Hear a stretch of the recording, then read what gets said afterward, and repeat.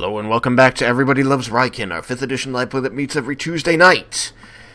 Last time, the party spent a good amount of time debating what they would say to Carasoth and figuring out the perfect wording to try and make this dragon understand what it is they know and what they want, and entice this dragon to speak with them in hopes of forming some shape of an alliance.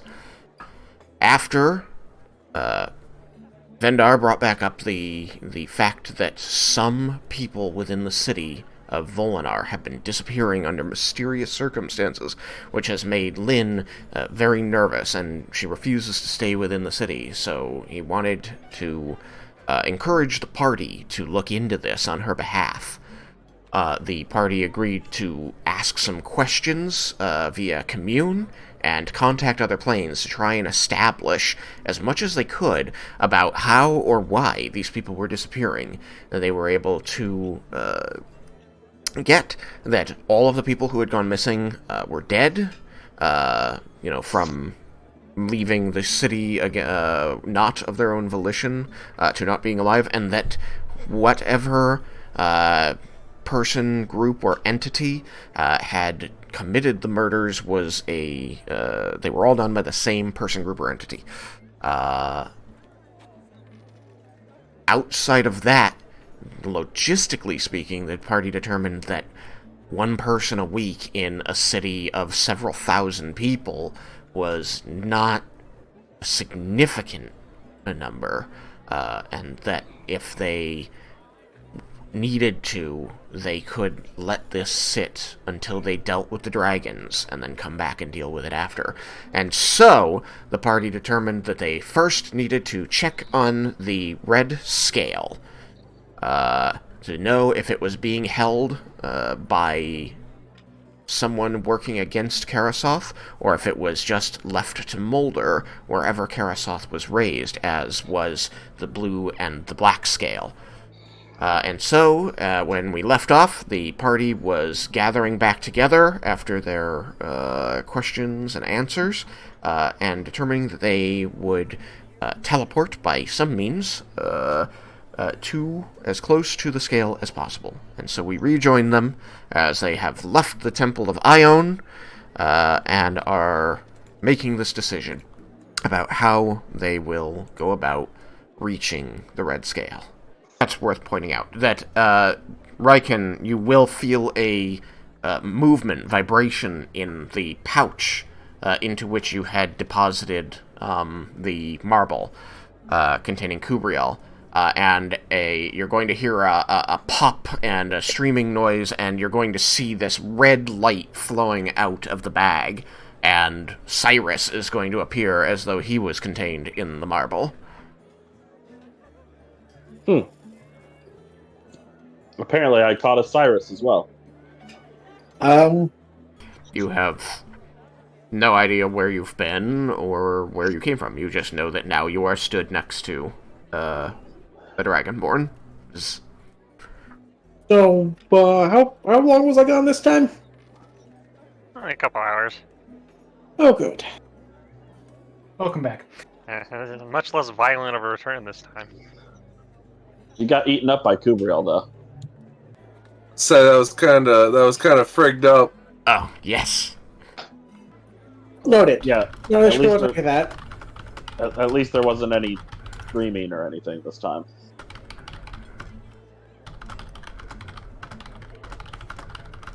While you all get him up to speed, I'm going to cast Telepathic Bond so that when we arrive at our location, we will be prepared. You want the 1 hour or the 2 hour version? That's a good question. That's the explanation. I think it's probably worth the sorcery point, so I'm gonna do 2 hours. Okay. So he begins casting. You can catch Cyrus up on what he missed. I did watch the previous episode if we want to just focus on keeping things moving. We catch up catch him up on what he's missed. But I did still miss the one before that with the Pokeball. Get water. Basically, right now is that we found out that the red scale is not being guarded or was not hidden or anything by Carasoth, so we're gonna go get the red scale, leaving it somewhere in the forest of Bala. Alright. So right now we're figuring out what kind of teleportation we need to use to get there. Also, I could keep Kubriel with me without having to spend a spell slot to resummon her. Yes, Gabriel is back. There'll be much more meow meow in the future. She's in this ball that you came out of. You have no memory of being in a ball.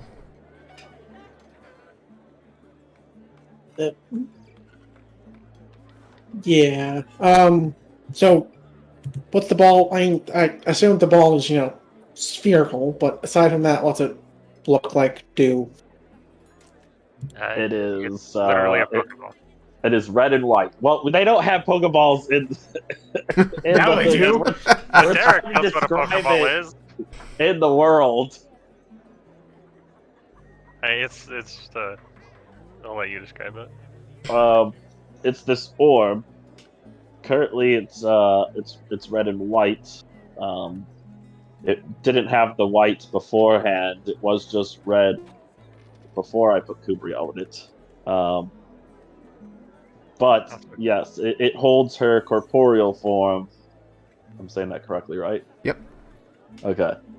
So that I can essentially summon her without using a spell slot, as long as she doesn't end up getting knocked out, like losing all her HP. I can keep using it, and she's not actually trapped. It just traps her corporeal form, so her spirit still goes back to the. It's just like he desummons her without actually needing to desummon her. So, kind of like Kyoko or Lorelei, but with a ball? Yes, and apparently, since the Chaos Curse had her quote unquote eat you, that is why you came out of the ball when you came back out. Supposedly. Right. That's so a new one. That could have been anything. I guess there's always a new one, but still.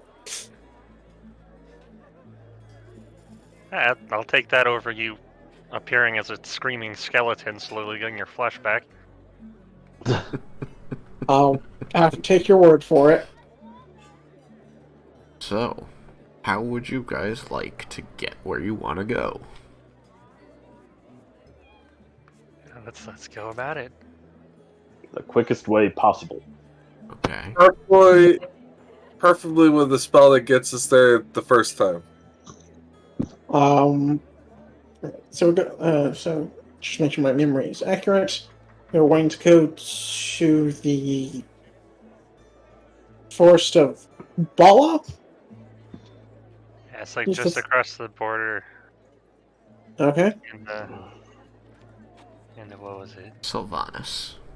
Sylvanas. It'll be your first time going to Sylvanas. Indeed. Not Which is that- why I don't have a great way to get us there. So, any other options? Do you have a summoner circle? I don't imagine we have a summoning circle to the forest of Bala. I mean, even if we had one to some city in, Sylvanas. I feel like the plane shift is probably the way to go, since we've never been anywhere near this place.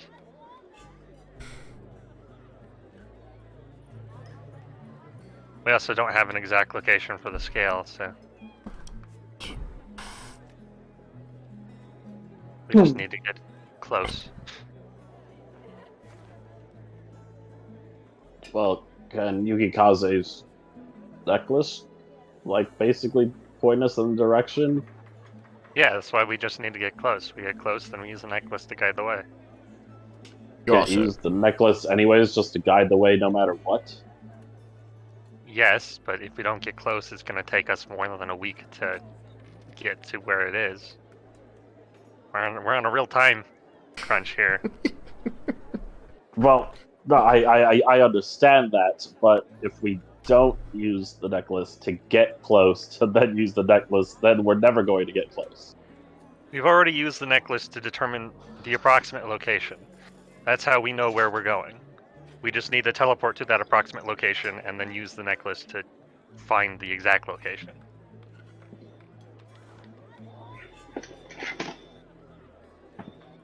Well, I can use plane shift once, but we need to go to a different plane. So if we use plane shift, we need to use it twice. Sam, you're done casting your spell at this point. Cool. I suggest we use demi-plane, since I do not have plane shift. Do whatever we did to get to the island. We did that once, we can do it again, right? Yeah, that's casting demi-plane. This is easy enough. Yes.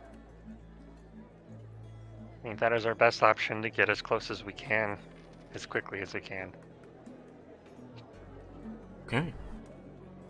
So, Laramendus, if everyone is ready, you may cast Demi-Plane to create the Demi-Plane as last time. And then, Leah, you can use Plane Shift. Now, normally Plane Shift says to describe a location. I do believe that you could give Laramendus calculations, as a reference. Say, I would like to appear, X number miles, feet, however, in this direction from this reference location on this plane. I believe that would be acceptable. Since it's only, it's even less vague than saying, hey, I want to go to the city of Volinar. Yeah, but based on the description of the spell, is a lot up to the DM, like how precise it is. Let me check. But I believe that it's yes. Yeah, the end result is up to the GM's discretion, but I feel like describing, You pretty much distances describe where you want to go. Mm-hmm. So I kind of agree that the more precise your description is, the more likely you will end up exactly there and not 100 miles away. Yes. So I think Or that you can use some like a teleportation circle, which will be precise. It's very precise, then, right? But since you don't have that, I'm saying that you can use Laramendus math to just say, I want to go back to the material plane and be this distance in this direction from this known location. I'm saying that's acceptable. And even if it doesn't get us to the exact spot, we wouldn't notice anyway, but we'd be close enough to find it. Yeah. Via the amulet. So. I mean, the plane shift is not like some other teleportation spells that can Cast you to harm quantum you. winds. Yeah. Harm you or put you inside a block or something. Like you actually, if the location you specify isn't possible to land in, you will land close to it. Yeah, I'm aware. It's a smart spell. Yeah, it's smartish. It still lets me fuck with you if I want to. Yeah. Just as It's the adjacent. difficulty of it needing to go to a different plane. Yeah. So Yeah. But we have easy methods of getting to other planes because we have an ungodly amount of magic. Yeah, I mean, it's also a 7th level spell, so it's not like it's easy to I would- obtain. Beg to differ, that is in fact a godly amount of magic.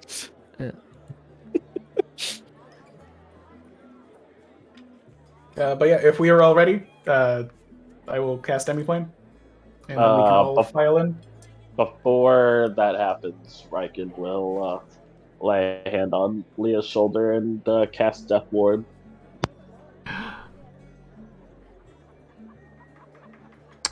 What does that do again? How far are we traveling? What's the It actual keeps you from distance? dying. Leah, Nice. your father places a hand upon you and incants a spell. You see that his hand alights with this goldish energy, that seems to cover over your body and then fade away as this like light little barrier around you. The way that it functions is that if you are reduced to 0 HP, then you will remain at 1 HP, and then the spell is gone, or if anything instant kills you, then it simply is cancelled out, and then the spell is gone. So one time that you would be killed by something, you are not killed. So it's pretty much like that Pokemon ability that puts you to 1 if Endure, yeah, except it only works once. And you yeah. also don't have to be at full and go straight down to 0. Yeah. It just, once you, however it is you hit 0, whenever you would cross 0, instead you stay at 1, and then the spell is done. Or if somebody casts, like, Power Word Kill, then it just cancels out the Power Word Kill, and it itself expires. That's actually very useful. Yeah, it's So- super useful. Great Good spell. Yeah, after Raiken does this, he'll kind of talk to everyone and be like, "This is the forest of Bala we're going into. We don't have any idea what is going to be waiting for us. Be on your toes." When we're in the demi-plane, how big is it? The demi-plane is an empty room, 30 feet in each dimension. This one's made of wood. Don't be a dragon in there. Aww. Not a full-size one. I just... I mean, I guess with 30 feet in each direction, you could pull it off. I thought. I have to Did be we- on for like 6 seconds, then I could theoretically use its feature to shift back down in size. Just so that you know, your simulacrum thing hasn't been done yet. So if you want to do that before you leave, you need to still do it and say something. The plan was to do it like that's why I'm asking about the thing. I was just going to leave the simulacrum in the demi-plane so that it can't lose concentration. What happens to your demi-plane after you leave it, Sam? Are they permanent?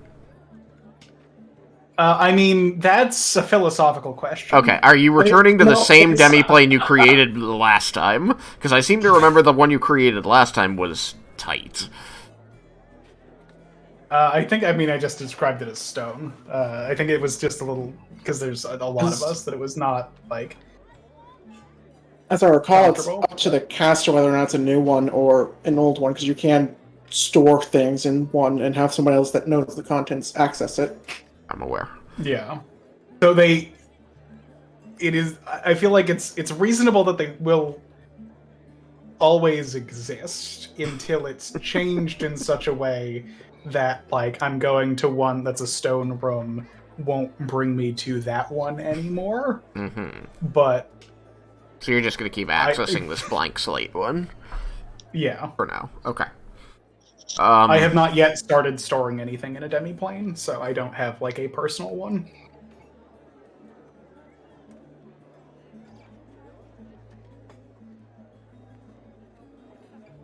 You could store a simulacrum in it. That is true. Well, the dragon thing, that true polymorph is a 9th level spell, and player wants to use that for...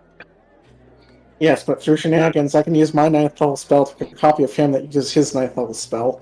Yeah. No, that's what's similar. Yeah, that's fair. That instead picks mine instead of his. Okay, so, I Sam, don't care. If you want to do that, do it. demi-plane. Yes, demi-plane. Okay, you cast demi-plane.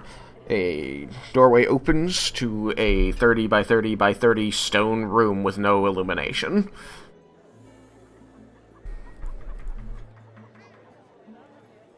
It is the same place that you were before. You all step in, and you are locked in darkness. Leah, you're I got fine. dark vision. Yep, everything is Yeah. black and white and eerie. For there is no sort. Well, I guess there's Ash. Ash would be giving a little bit of light, Yeah. wouldn't he? I will ask Ash to brighten up a bit. Okay, then you have a bright light source. You are fine. I Give can't us sometimes a forget chair. about Ash. Good, because I don't have my bracelet of Night Eye Yeah. put on. I don't have one at all anymore. I still got mine. Well, actually, I have somebody else's because I gave mine. Yeah, mine. Yeah, you gave it to me afterwards. All right. Appreciate it. So, Leah, you are preparing to cast Plane Shift, but Cyrus? If Lermundus and the group will permit me to kind of go off to one side so that there's the, as much space as, try not to topple anyone over as I expand. Mm-hmm. I would like to make a simulacrum of Lermundus, which casts True Polymorph on me. Fine, I guess I won't pull out Kubriel to make it even worse. All right. Laramendus is fine with this, so.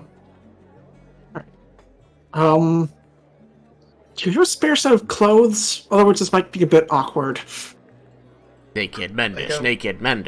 I don't think that seems like a waste of my clothes. Or when it dies. I mean, you could come back and get them, right? He's not shy. Does it have to I look like... suppose that seems like a waste of an 8th level spell slot. I mean, it's your call. I don't really care either way, but I think it's a waste of resources. Just cast your spell. okay. I cast it. You cast Wish. Sam, Yep, sure. there are now 2 Laramendus in this room. One of them, no ash, no spellcasting implements, no book, no clothing. Before Sam, this jacket is going to cover Leah's eyes. Right, no book. Could it borrow your casting implement for just a few seconds? What is the... Seriously? Is that even necessary? And it's not like I want to look at it. do you have... I hand my component pouch to me. You may roleplay your simulacrum because it has all of your mental stats and memories. The only it is stupider thing than I am because it doesn't have the circlet. it doesn't have the circulate. Okay, so yes, it has all of your natural stats and your memories. Slightly dumber Laramendus. And otherwise, the only other difference is it has to do whatever Cyrus says. I believe you'll be needing this. Yeah, I suppose it was created when I knew what the plan was. Yeah, so it has. So it knows what the plan is. He'll just turn to Cyrus and say, "Are you ready?" Yes, but also, just out of character, I like to imagine that at first he's when it comes to life, and so it kind of looks down, it thinks of you as the simulacrum. And just like, I see. Unfortunate for me. Artificial life suddenly sucks. It's could you have created a warmer demiplane? I don't believe so, but you may think on this. I will do that. So I will. Do you have True Polymorph prepared, Sam? Yes. Okay, cool.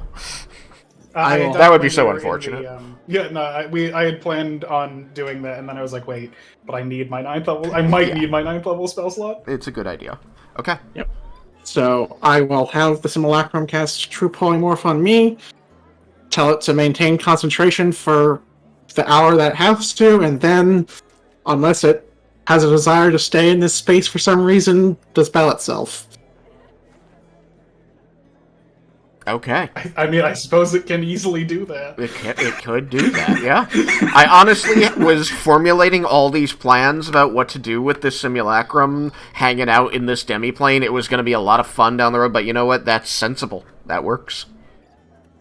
Because, I mean, the other thing that could happen with it is you leave it, 150 gold worth of residuum, and it teleports back to Nully. Oh, no! If it has all of your it couldn't, memories... because it's in a different plane. Never mind. It couldn't use a teleportation circle. Mm-hmm. Yeah, no.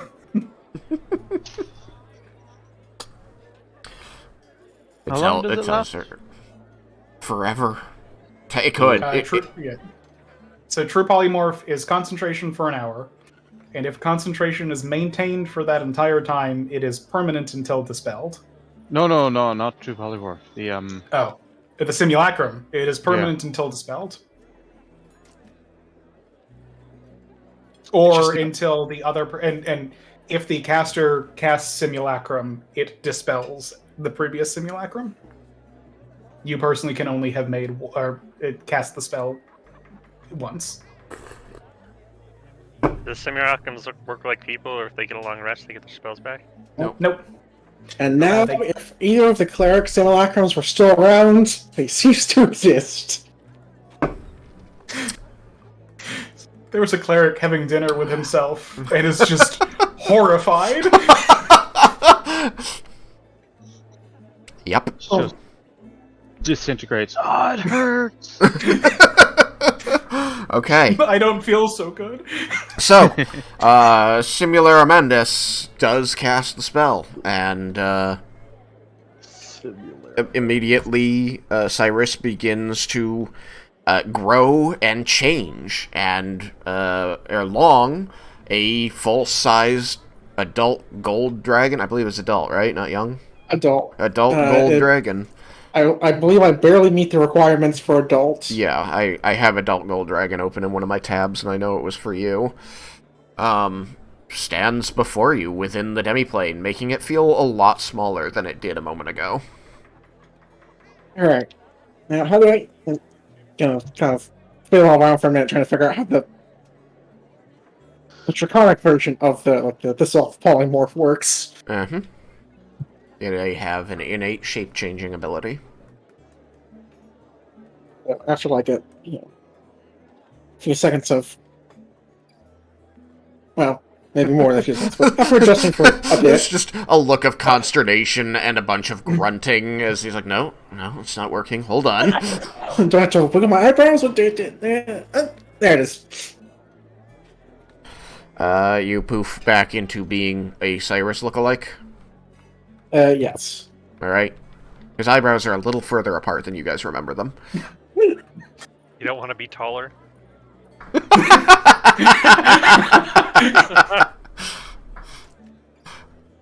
We'll work on that. Hey, For now. You make yourself medium instead of small, you get an extra 5 feet movement. Sadly, that is not how that works. Really? There are small creatures that have 30. There are medium. I think there's even a medium creature that has 25. Alright. Let's go with this. I believe dwarves are medium creatures. So, the dragon shrinks back down into Cyrus, and as far as you can tell, other than the eyebrows being a little further apart, this was a waste of time. I'll take my component pouch back now, thank you. Oh, yeah. He, watches it go, just sort of focusing on it, yeah. If you would like to spend the rest of your existence in a magnificent mansion, I suppose I can lend you the foci for it. He kind of looks around, realizes he's not going to have Ash to illuminate the place or to talk to. He goes, actually, yeah, I think I'd like that.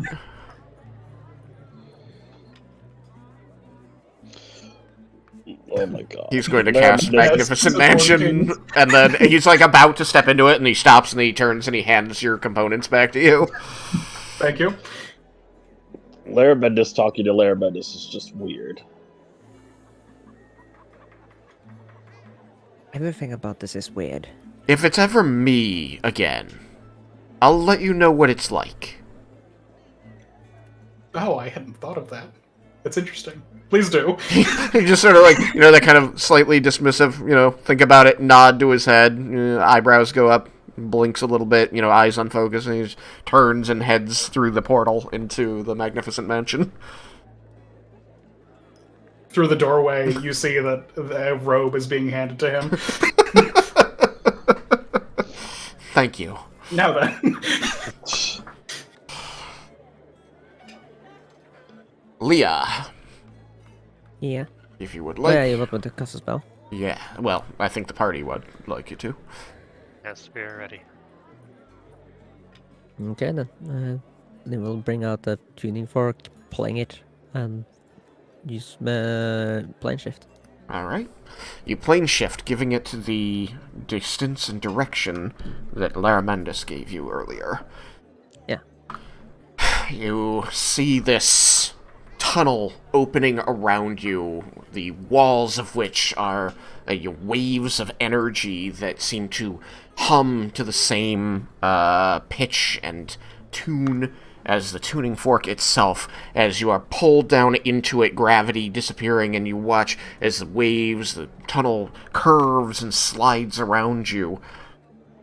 After a few moments of this, you are deposited on your feet, finding beneath you solid ground, though soft, unlike the flagstones, or even the solid stone of the demiplane that you were just within. We will shift maps. Dun dun dun. Alright. There we go. I pretty much just made as much of this map as I needed, so apologies that I'm just sticking you on, like, a dead-end edge here. But you appear... You are in a dense forest. You can hear the wind rustling through the leaves of the trees around you. You can see the boughs rising and falling. There's thick undergrowth around you. It looks like the kind of place people haven't been in a long time. And what you notice is that while you can hear the cries of birds and the calls of animals, they all seem quiet, distant, like that you're not entirely surrounded by wildlife here. That wildlife is there, the place is not desolate, but it isn't where you are. You can see, like, as you look out through your glade, the gaps between the trees reveal, you can see birds flying in the distance. If you want to check the pendant for the direction to the scale, I would say that you have enough time to do that, but then stuff is going to happen. So just tell me if you want to do that or not. Are we at the edge of the world? You're at the edge of this world for now. If I walk like south from here, will I just fall off the edge of the world? I mean, you'll fall off the edge of this board, but The map, but not the world. yeah.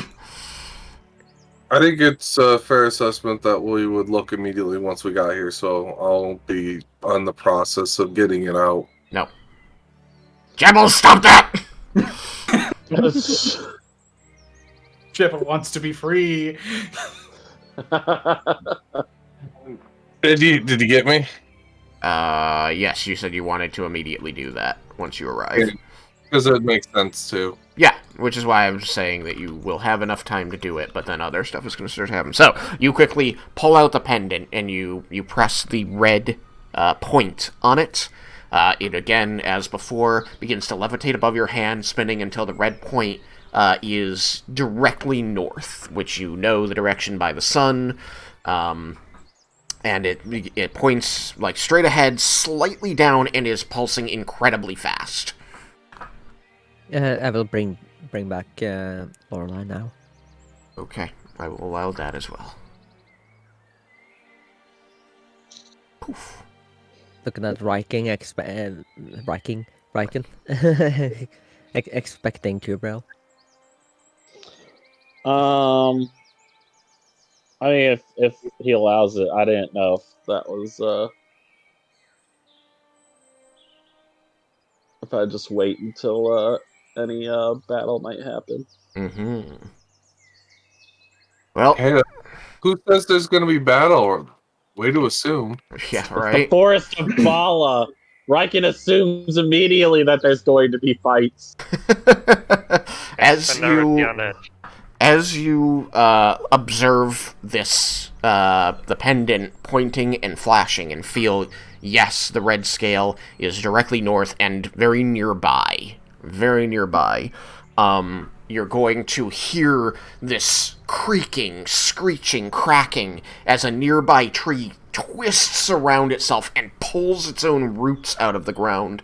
And as it twists, you see that it is kind of, the limbs bend down like arms that rest by its side, and it leans towards you, and you can see these embedded emerald stones in the bark that seem like eyes peering at you.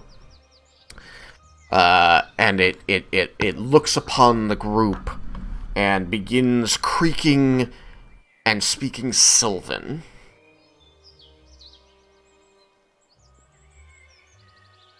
Now, I know that Laramendis speaks Sylvan. Does anyone else? I do. Jebel speaks tree. Jebel speaks And I know that Cyrus has never heard this because he was not there for the unicorn. He does not speak Sylvan. Okay. Rendar very much does not speak tree. Yeah, Raiken does not either. Nilia can read the tree. Okay. I have a question. Mm-hmm. I speak Sylvan because of the locket necklace thing that I have. Mm-hmm. The friend of trees. If I unattune it, Yeah. suddenly I no longer understand Sylvan, right? If it's granted by that item's attunement, then yes, that would be correct. You would immediately forget Sylvan. Did you want to tune it? Tristan No, can, no, can activate Lorelai's fly.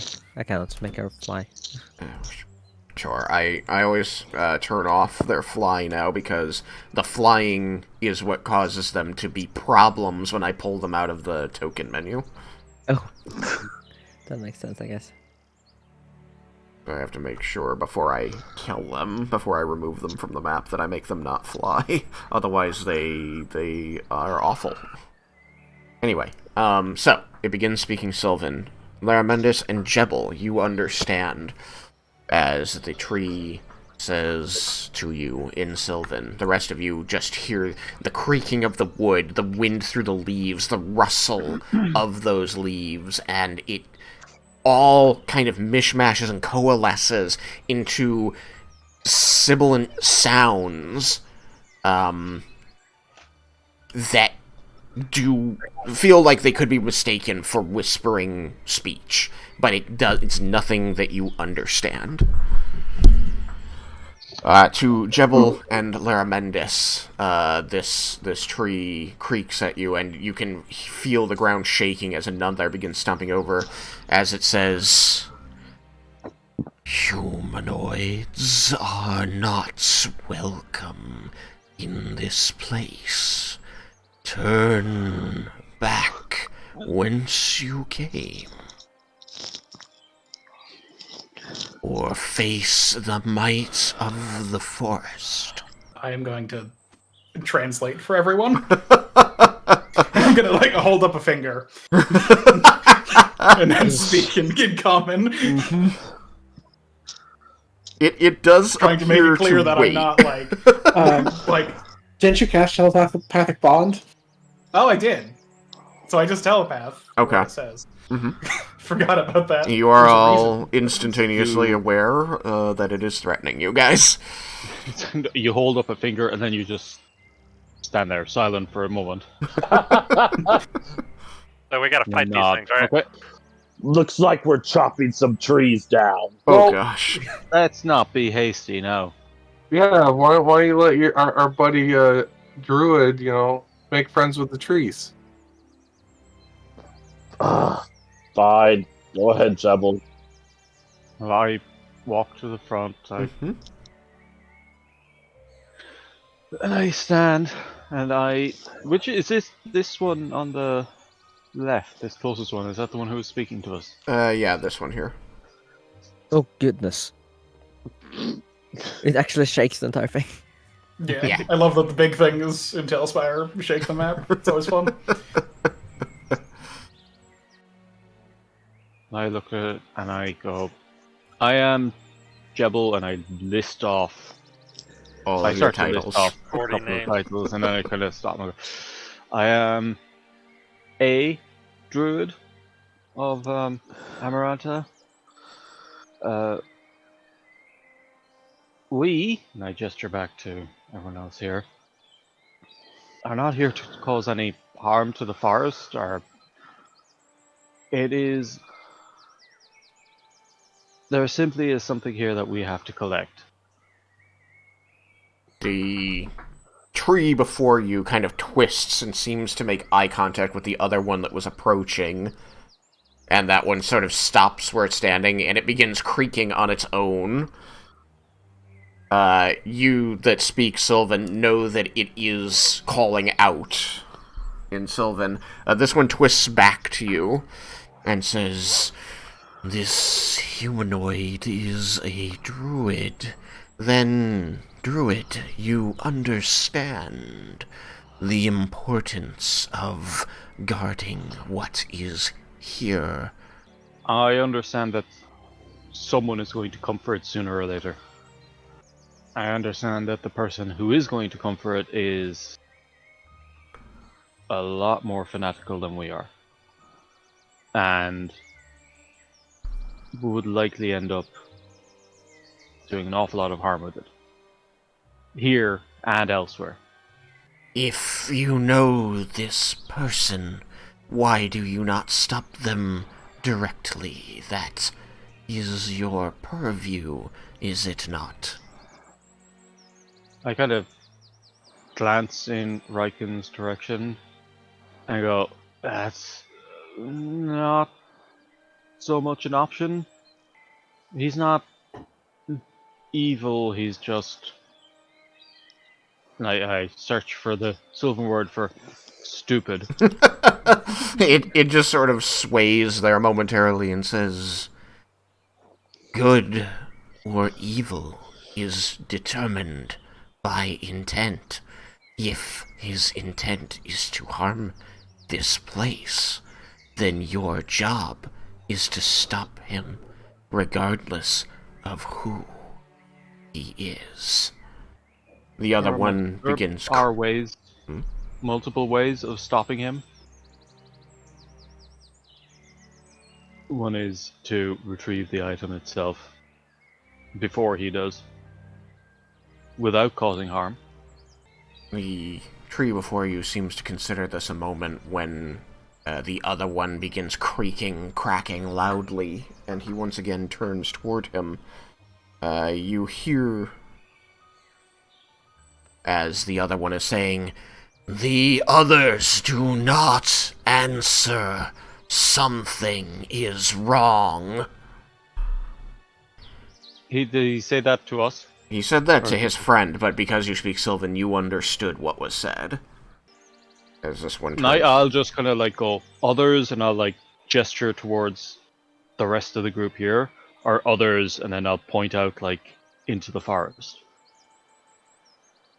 If you know why our brother and sister trees do not answer, and do not tell me, you will be deemed an enemy of this forest, Druid Jebel.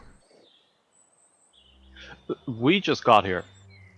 Like, literally, we just arrived here. We were over in a city and just got here. I have no idea what's going on in the forest at the moment. Is any of that being relayed via telepathic bond? Laramentis is translating in telepathy. Okay. Are you translating what I'm saying as well? If you don't, then Laramentis is.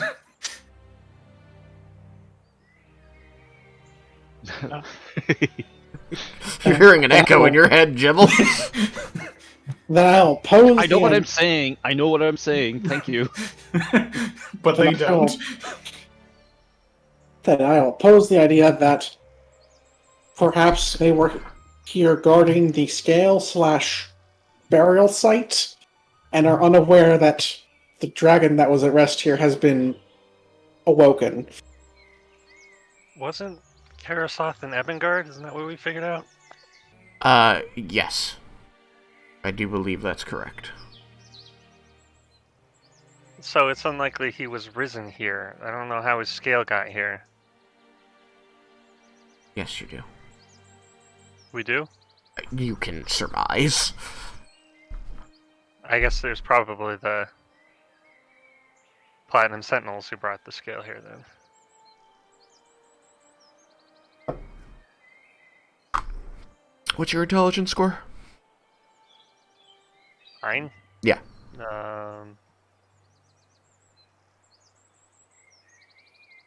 12? Yeah, that's reasonable.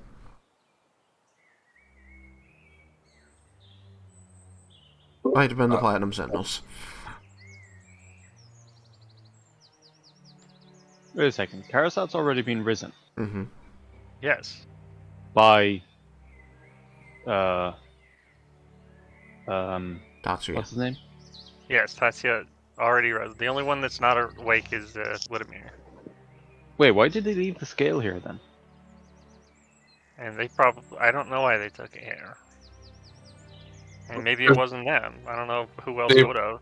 They probably deemed it unneeded at the time. Do they have all the others though? Why did who leave it? It's like Well, if I we don't. think Platinum Sentinels took it here, we know it wasn't Carasoth or somebody under working for him who took it here. And why would you think it's the Platinum Sentinels? They would want it have accessible for dealing with Carasoth. They have no reason to bring it to a fortified place. It would either be A, this is where the dragon was raised, our info's bad, or B, someone else wanted the scale as far away from Carasoth as possible, likely Tatsuya. Okay, I'm going to turn to the elemental and go. I just want to clarify: are you protecting the scale of Carasoth? It creaks and cracks towards you and says, "You distract the issue at hand. You will not release the green dragon." Bala. Oh, she's already released. Then you are an enemy if you have destroyed those guarding the scale. No, that wasn't us. I Tell them we're telepath. here to retrieve the scale to reseal it. No, I will also telepath back. Like, do we know when? Do you guys know when Bala was released? Several months ago, she was the first one awake. Yeah, she was the first one. I give the date that there was the big like earthquake and the shadow coming out of the forest and all of that, and say is presumably when Bala rose. Do you give that to me, or do you speak to? I telepath that to you. I give you the date. pass I don't on. remember I when it is. believe that she rose, and however long ago. Because there was I would like it was witnesses. Someone witnessed a shadow rising out of the forest. a perception check by Jebel and an arcana check by Laramendis. I'm ostensibly good at those, but the dice. You do had not that favor one! me. That is a 33. Let's see. My perception is 23. 23. Okay. Jebel, you notice that the bark of these trees, the bodies of these elementals, seems scarred, deeply cut, with slashes that do resemble claw marks, or perhaps many swords.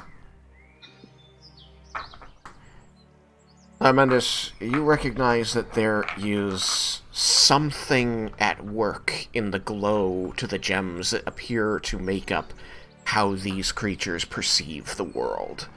Something magical is going on there. Okay. So Is, Leonidas will telepath. I believe something might be changing their memories so that they think that the dragon has not risen and they will continue guarding the scale that way. That's an ingenious plan to continue hiding things that way. Would you subtly dispel it? And cruel to the poor trees.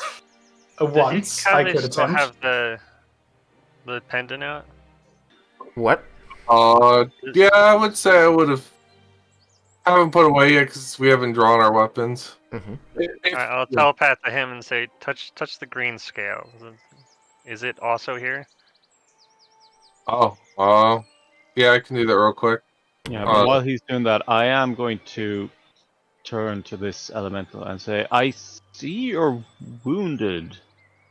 Those are vicious-looking scars. It, without looking at itself at all, maintaining eye contact with you, it simply creaks at you and in Sylvan says, "My post in this place has been long, and many creatures have tried to best me to enter this place. You will fail as they did." You touch the green point, and you can hear the creaking and the whooshing and the whispering getting more, staccato, I think is how I would say it. It seems to your untrained ears to Sylvan that tension is rising. The pendant spins and indicates exactly the same direction as the red scale, and the pulsing seems to be identical. You're gonna have to roll initiative, however. Go. So. Is that your turn, Blue? Yeah, Kinda. what happened to the... Well, it should have changed the way everything looks, and there should now be combat music. Hold on, I got one thing I'm checking real quick. I want to ask if it can be allowed, Tristan. Okay. Ask it. Being that we were talking to these creatures and we might end up fighting them, Mm-hmm. could I? Has it been a minute of us talking to them, and could I have know your enemy as any aspect of it? Yes. Since they had to speak in Sylvan, even though you were speaking telepathically, time was passing normally. So, yes, we'll say that they talked for at least a minute with Jebel. What do I want to know? What do I want to know? What do you want to know? I only get one thing out of a lot of choices. Choose. Armor class. I'm thinking armor class or HP. Honestly, I think my description of them is cooler than how the book illustration looks. And by that I mean, I think that the tokens that Tailspire has are cooler than the way these things look. I'm gonna do how hard it is gonna be to freaking hit these things so their armor class. You want to know their armor class. Okay. You know that they have natural armor. They are not wearing anything that improves it. And there you are.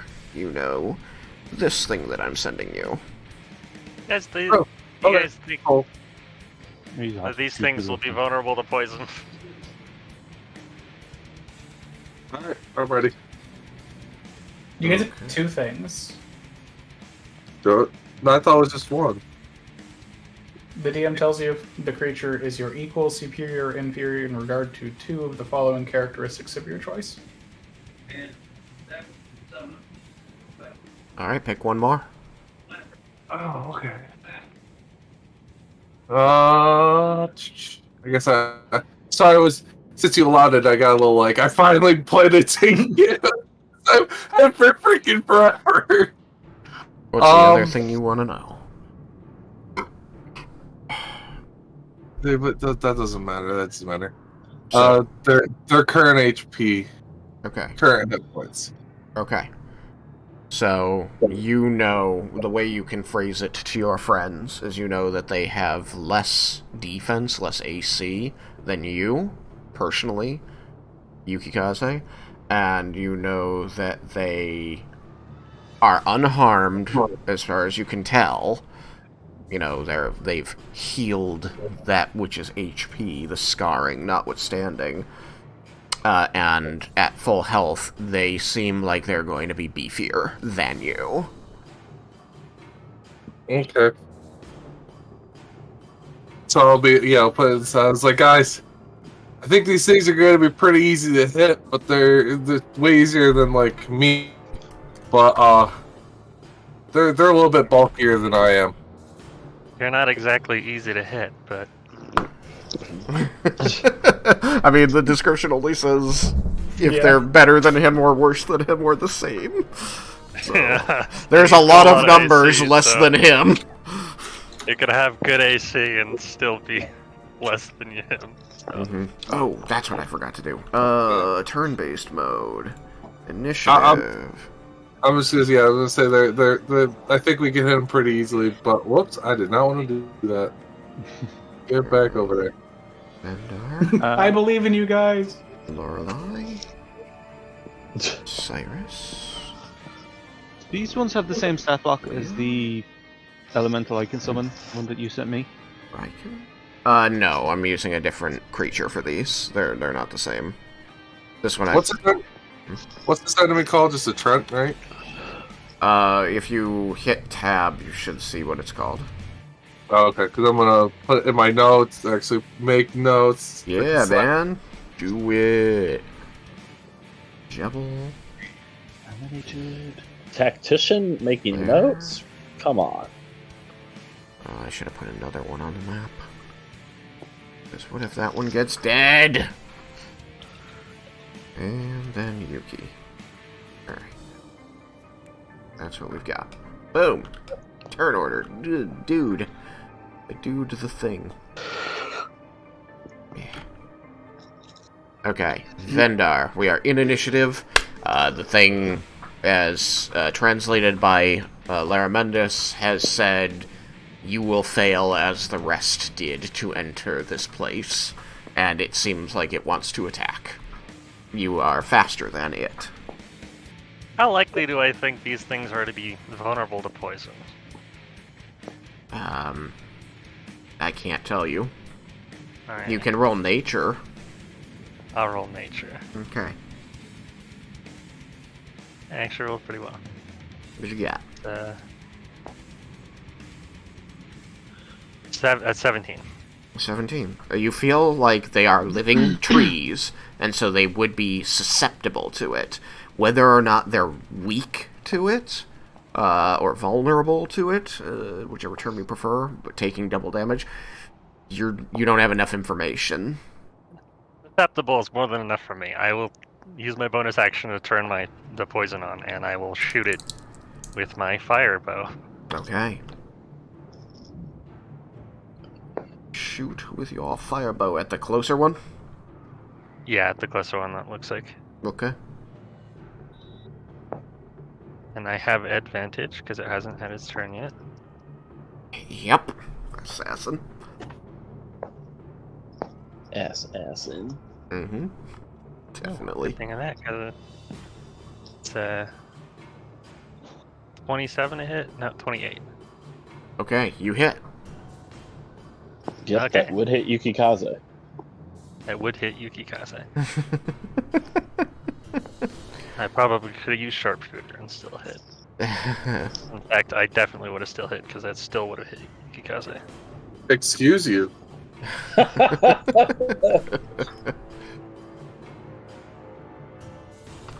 For a second, I thought sharpshooter was minus 10 plus 10, but it's minus 5 plus 5 Yeah. or plus 10. So Yeah, minus 5 plus 10, so. But I didn't use it, so. Alright, what is the damage? I haven't rolled yet. I still have to get out all my die. I got a lot of them. Oh. It has to make a DC 19 con save. Alrighty.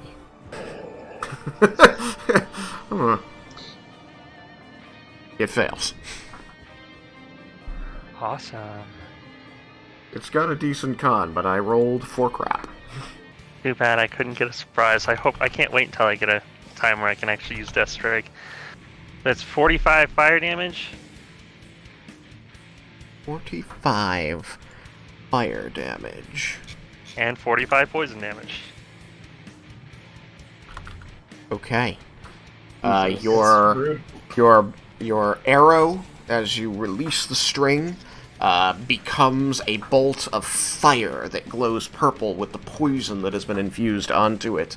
And as it strikes the trunk of this tree, you watch as the flames immediately burst out and spread over this creature. And you know that it is vulnerable to fire. It does not seem to be vulnerable to poison, however, it does take normal damage from it. Ah, yes. Finally something that can be hurt by poison again.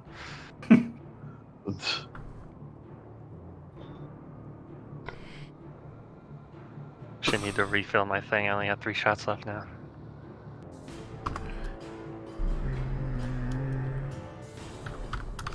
And then I move back down. Yes, please take care of your movement while I am just filling out my combat tracker. Alrighty. You move there. Then it is Lorelei's turn. The tree is aflame. It seems incredibly harmed by the fire, and it is definitely not immune to the poison as you see this sickly purple beginning to bubble beneath the bark. Okay. Lorelei will... She'll go invisible and fly within touch range of it, but on the back side of it. Okay. It's like... It's big, right? So she can reach it from a lot of the areas. Yeah, it's a huge creature, so it's 3 by 3. There. Oh, I need to actually make it bigger.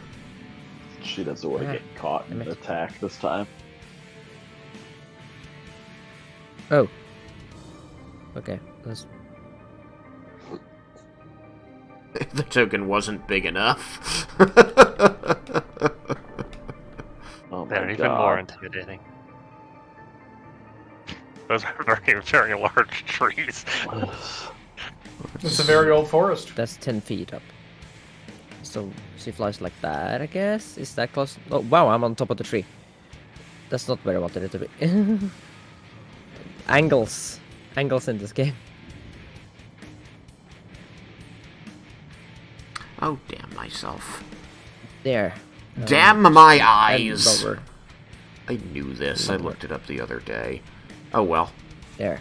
That's where I wanted it to be. It's just the angle made it look like she was standing there, but she was actually on top of the tree. The book says that they can understand Sylvan, but they can't speak. Well, we've changed that. Yeah, that's Yeah, fine. well, they can speak it now. Yeah, they can speak it now. These ones can. Yeah. They're Special just- fucking trees. They've been around for so long that they just learned it. They learned how to speak. Indeed. And they aren't the first trees we've heard speak, so it's not surprising to us. Indeed. Alright, Lorelei goes there. She used her action to become invisible, so she's done, right? Yep. Okay. Cyrus! Oh no.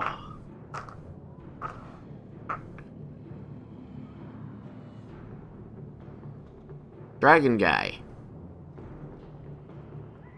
I'm sorry, I thought I muted, but I did not. So, transforming takes an action, Uh-huh. so I don't necessarily want to do that, Uh-huh. especially not in the middle of people. Uh-huh. But, how far apart are those two treants things? The animated trees? Yeah, that.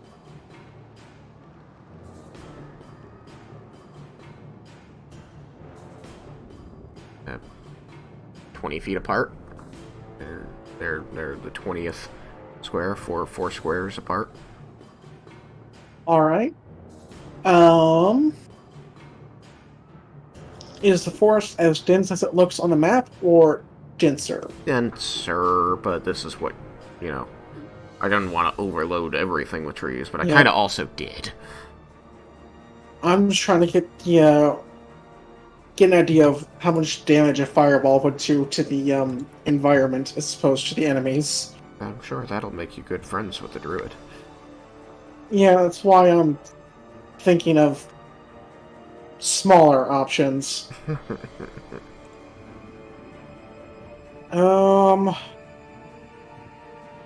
Alright, so 5 in 20 The trees. They're multiplying. We gotta get out of here, guys. Oh my god, they're like rabbits. Reinforcements. And I'm gonna go and I'm gonna let's just cast a firebolt, see how that does. Okay. You could tell from the attack earlier, that's definitely weak to that. Alright, here we go.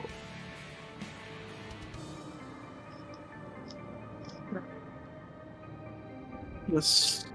So what is my to hit now?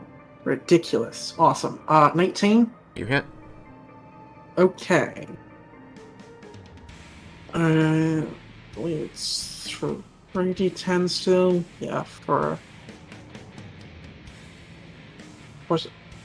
Windows. Oh, no, went up at 17. So it's 4d10. Fun. 22 points of fire damage. 22 points.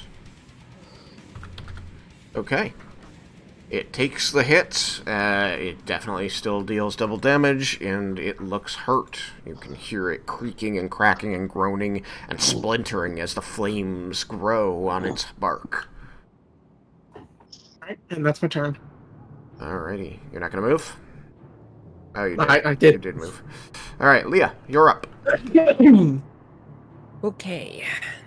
Let's see what I can do to this thing. I don't think I have anything poison or fire. Well, I have a fire, but I have to be hit by first. I have a Hellish Rebuke. That's all the fire I have.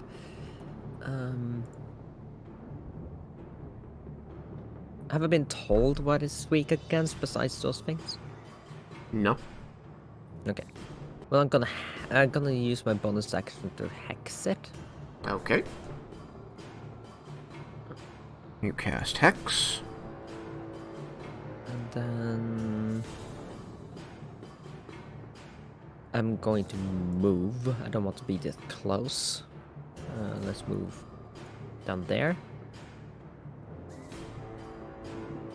Okay.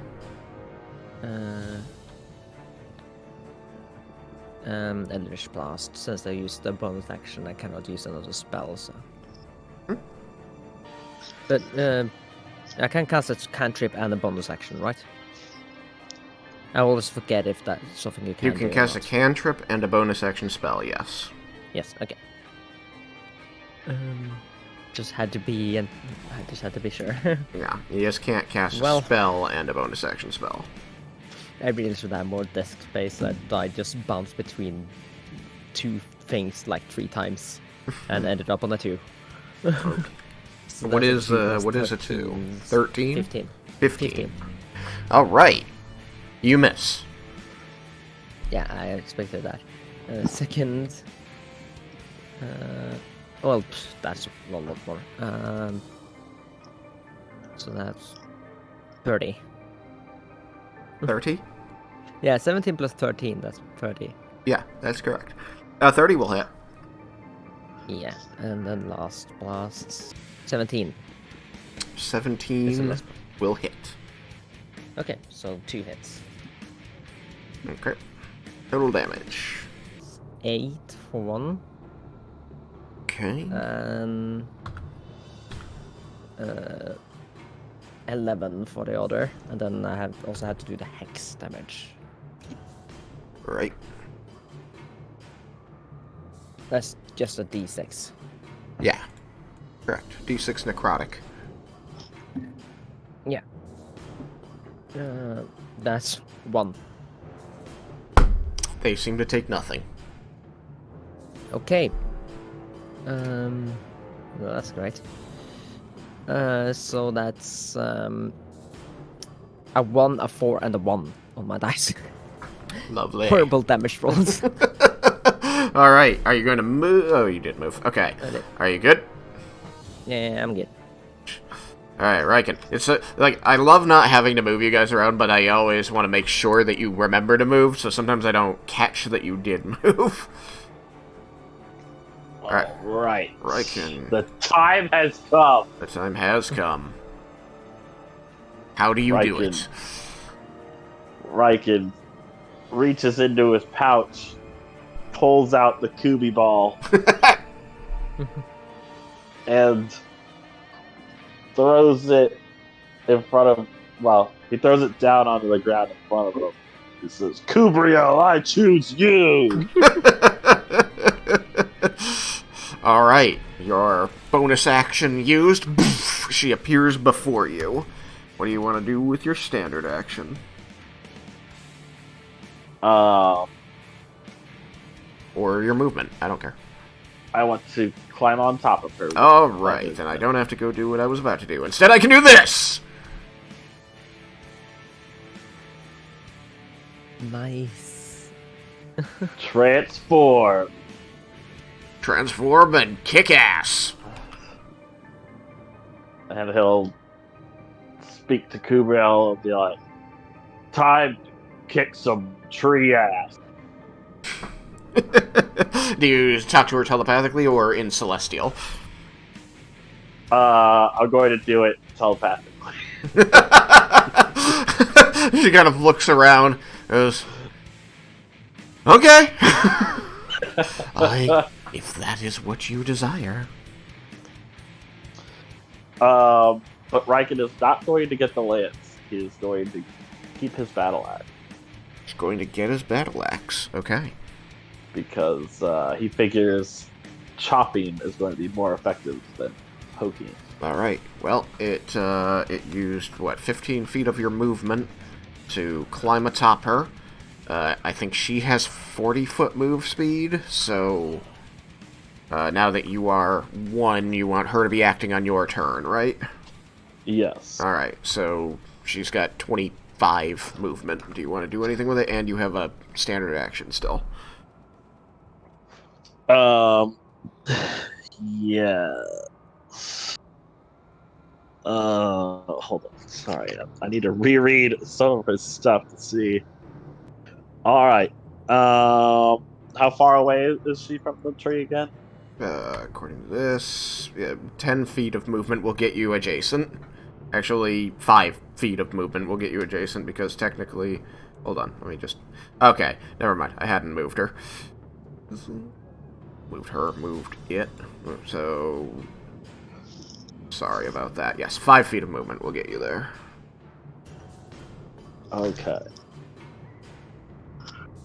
And she has 25. That'll do. That does it, changing the fewest things. So that won't work. So... I mean, you can... She's got 25, so you can always move out and then back or something. Yeah, but it's too much to move back to do her pounce. So she won't. So she is going to. I'm going to move her up to the tree. Alrighty. Boop. And she is going to do a bite attack. Bite attack. No, actually, no. She's gonna do a claw attack. Claw attack. Huzzah! Oh god, that's terrible.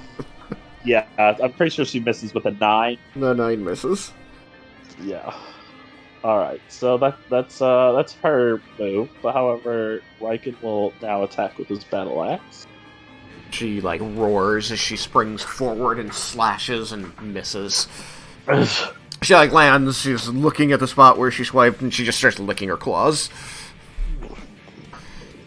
Don't worry, I know there's a lot of rust. You left me banished for too long. Obviously, this is your fault, Raiken. We'll get back in sync, don't worry. I'm underperforming as an angel of court because of you.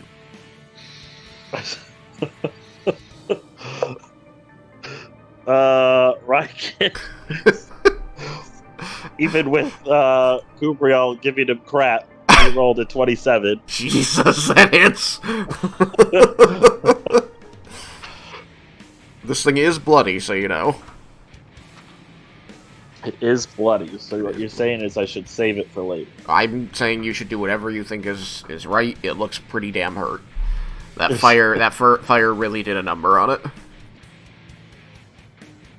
I will do a first level smite, Okay. which I believe adds 2 smite die to my... Yes. So I need 2 more d8s. Alright. Huzzah! So... Raiken does 11 points of non-magical silvered slashing Alrighty. and 17 points of radiant. So much overkill. Alrighty. Okay. There is... you bring this axe... Okay, actually, so You saw the Twitch. that smite I was see it necessary. coming. That smite was necessary. It was not overkill at all. You bring your axe across, and the fire seems to have burned away the interior of the wood there, and you drag it through, and it separates the leg of this creature, and it seems to flail its arms momentarily, standing on one leg, and then just sort of loses its balance, tipping backwards, and you hear this as it crashes through the trees around it. Right as it's falling, I can just go like, timber! Bastard! as that tree falls and you yell timber like an asshole, the other tree, which is still making its way towards you, you hear it chattering something in Sylvan. Lair and Jebel, you hear, "So you reveal yourself as an enemy to this forest, Druid Jebel. You have defied your oaths and shall perish here." Can I respond? It's your turn, you may. I didn't do anything. What, is it his turn? I still have another attack. You do still have another attack. You have 20 well, feet then of after your movement. Do you attack, want to that's do what I it? You may respond to Jebel, though. Well, that's what I respond with. Okay. Raiken, you have 20 feet of movement and one more attack. You're right. I'm sorry. I almost stole your second attack from you. Can I reach him in 20 feet? Let's find out. 5. And... Hey, you've got allies. 5... Best to do this. Maybe we go this way. Just spring up allies. over it. 5... 5... It doesn't look like I'm gonna make it. 10... Or do you want me to put down 15. It's less about the 5, Oh, I can't see any squares. 10, 15. Yeah, it's a side effect of the 20. funky tiles. Yeah, sorry. I can see the squares on my Oh, yeah. tab screen, my GM layer. Anyway, no, you're not able to get there. I don't know if you would have, even if your allies weren't there. But they didn't make it any easier. Just get me as close as possible. So if that's where I'm ending, then that's where I'll be. Yeah, that's where you end. You've got another 1, 2, 3, 15 feet to go. And that's all Raiken will do then. Okay. You don't want to, like, throw your axe or anything? I mean, I could. But I won't. Okay. Jebel, It's me. you are beneath the beam of light, under the other tree's foot. Yeah, I'm just checking something there. You kind of spiraled out of control. Did Raiken kill the tree, or did he knock it unconscious? Raiken, did you kill the tree or did you not kill the tree? You shouted timber. I mean, if it didn't die from your damage, it would have died from him just, like, crushing its spirit. I mean,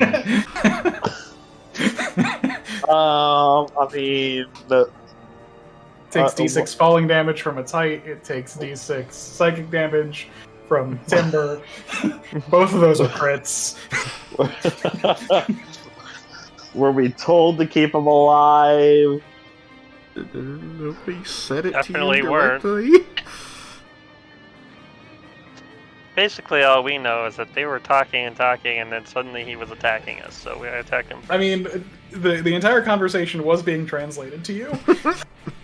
So you don't know they were talking and talking, and then You know exactly what they said. attack us. Yes, I know exactly what they said, but that's still, they were talking and talking, and then they decided to attack us. So. It was implied they're under some form of control or alteration. Yeah, Raiken probably, because I believe, it was kind of among the group that they were under some kind of control or whatever. Raiken would not kill him, but he would still say timber. Alright. It's not dead. Cripple it. It is out of commission, but not dead. Jebel, what have you got for me? I know. Make a wisdom saving throw. Okay. Wisdom saving throw. Okay, it fails. Got less than a 21. It rolled a 1 on the die. It's Like these things could have plus 20 wisdom. And wisdom decent, but does not beat a 21 with a 1 on the die. Well, we all know what that means. I don't. There's another crab in the forest tonight. I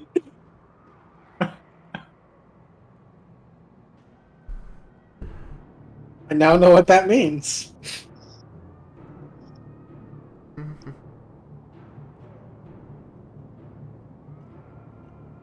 Well, it does not say it's immune to that. Is it a shapeshifter? It is not. It is a plant. Okay. Just because a shapeshifter probably wouldn't say in its stat block that it is immune, just because you are immune. The polymorph spell specifies that you're immune from being a shapeshifter.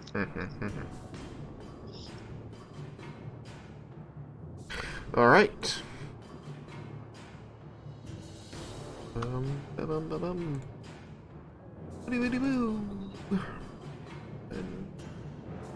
Beasts. Have a nice little. Oh, we do. Sweet. Nope. Fucking Christ.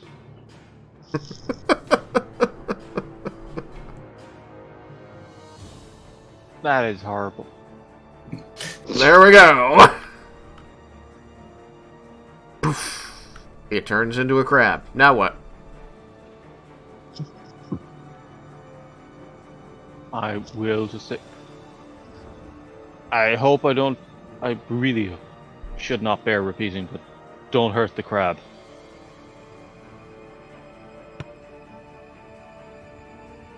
You can. Might want to make sure Kubriel doesn't eat it. Well, if Kubriel eats it, she won't be around for much longer.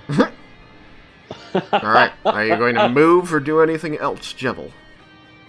I will take this opportunity to study the scars on the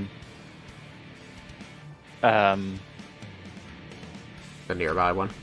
yeah, Okay. the thing near me. Alright. Make a nature check.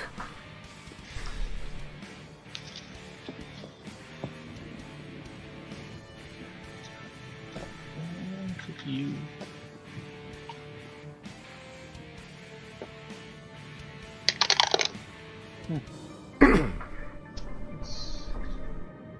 It's 28. Okay.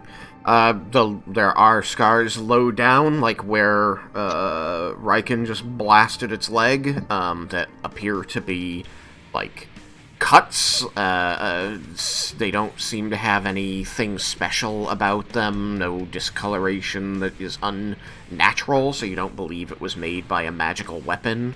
It wasn't burned in there. You believe it was made by mortal, mundane weapons. There are much more severe gashes further up now that it's laying down, and you, even at your small stature, can get a good look at this, that do seem to have a bit of an aura to them, that to you means that some sort of magical weapon made them, and they are all arranged in a way that looks like a single claw strike to you. I am going to telepath this to the group so that they are aware. Okay. Well, when it comes to matters of the arcane, I am simultaneously smarter and dumber. I have higher intelligence, but less proficiency. Laromendis. Laromendis will tell, but Will, I had been intending to cast Dispel Magic on the one that was still standing so that we could see if it removed the enchantment. That seems like a foolhardy plan at the moment. It's prepared to do so, and I could unpolymorph it. Why wouldn't I just Jebel can drop the polymorph whenever. Fair enough. But also, if the polymorph was the concern about it, then I have a fairly decent chance of dispelling the polymorph. I will look around and listen. They had said that they were not getting a response from their companions. Mm-hmm. Does it sound like there are things heading in our direction that are large in this manner? A perception check.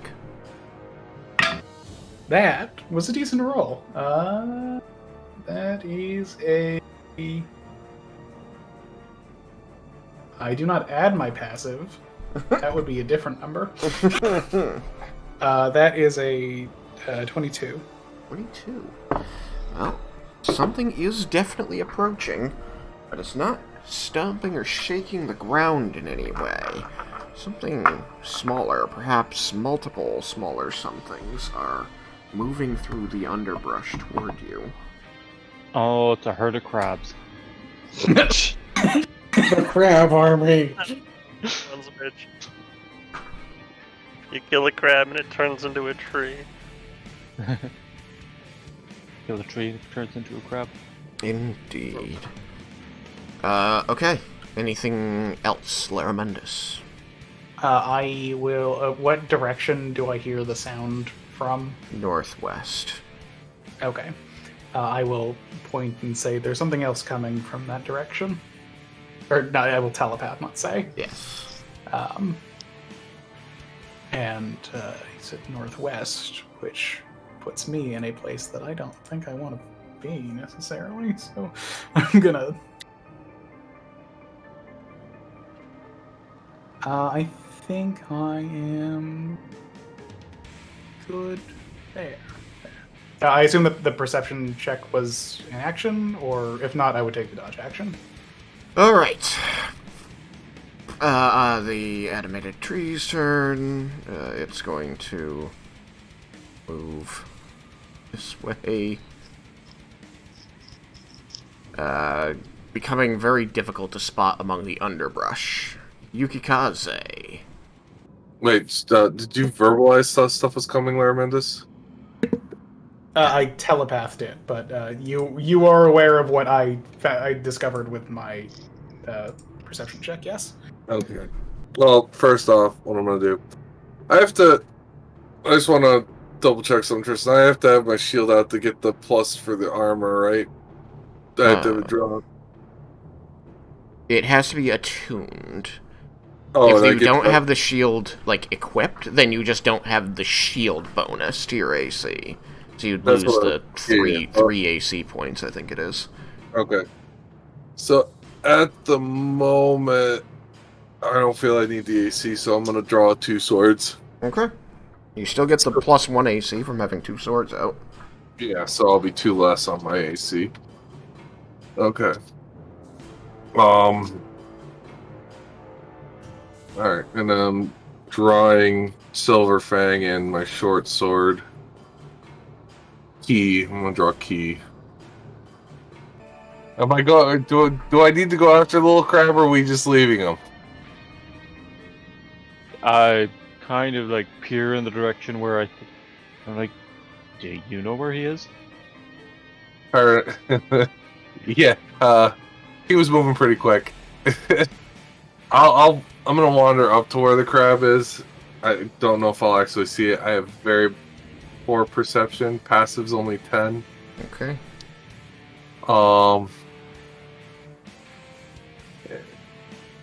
30, so 5, 10, 15, 20, 25, 30. Yeah, that works. Okay, what is your passive? A 10. 10. You do not see it. Okay. I'm not sure where the little bugger went. There's a lot of underbrush here that it could be beneath. So then I'll just prepare to. I'll prepare to evade if anything comes flying out of the trees. Okay, you take the dodge action. Dodge action. Boop doop, dodge action.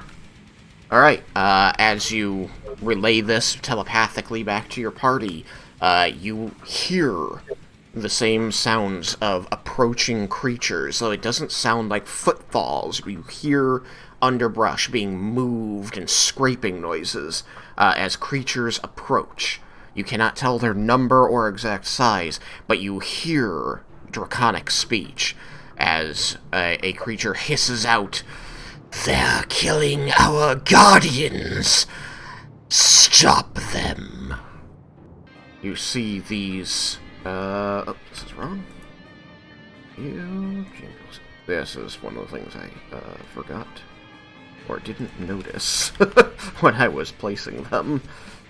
Now I'm looking at their, One big snake lady. stats. Yep, now I'm looking at their stats, like, oh wait, whoops. These are all big. They're fucking big. They're fucking Jesus. big. Yeah, one of them's huge. The others are just large. So, you see these giant snake creatures pushing their way through the trees. The one with the bow here, actually, they didn't have a token for it, but this one here has 6 snake heads on its, air quote, shoulders. The others look pretty much exactly the way they're supposed to, carrying curved blade swords. So, I need Yukikaze, Raiken, and Kubriel to...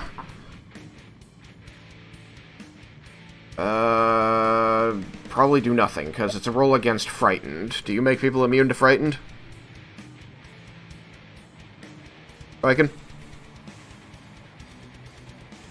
He's dead. He did when Sorry. the witch tried to kill us. Yeah, Dimulage, I guess, actually. I believe I do because I have Aura of Courage. Yeah. Alright, then, never mind. You and everyone within a 30-foot radius of you are immune to Frightened.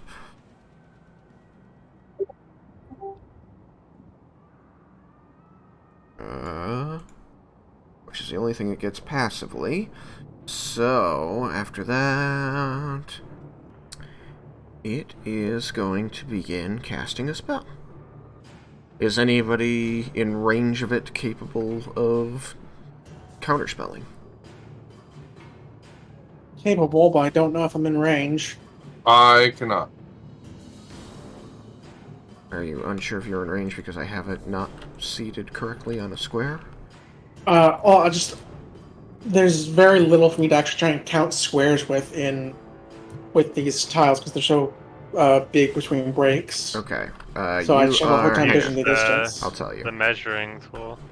5, 10, 15, 20, 25, 30, 35, 40, 45, 50. It's 55 feet away from you, Cyrus.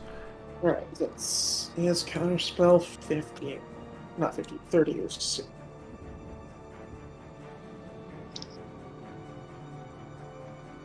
Counterspell is 60.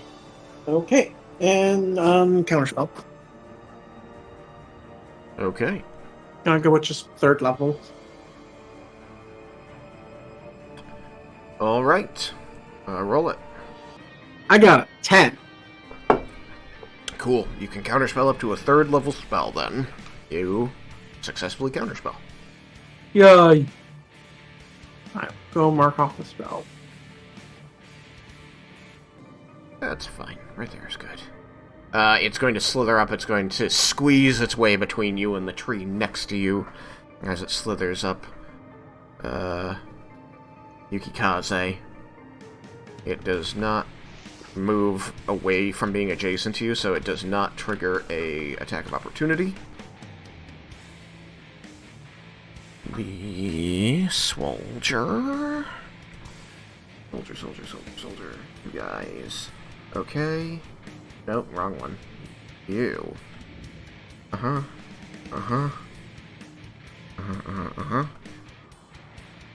Okay.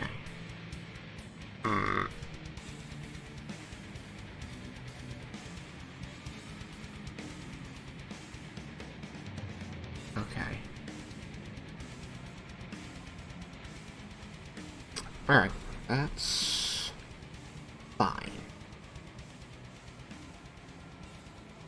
This one is going to move 5, 10, 15, 20. It's going to roll an attack. What is the AC of a crab? Jeb? Guessing it's like enough. 2. Alright, they have an AC of 11, so it does still hit. An HP of 2, it easily beats that. So... Orf. Booshk. That was 20. 25. So it smacks the crab with its scimitar, and the crab turns back into a tree. And he hisses at it in Draconic and says, "Defend yourself! Defend us!"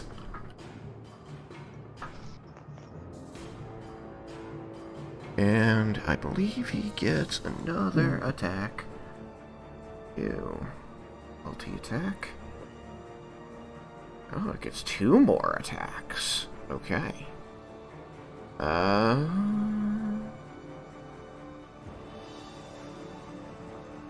Okay. It's going to wind its way up to Yukikaze, and it's going to attempt to enwrap its body around him.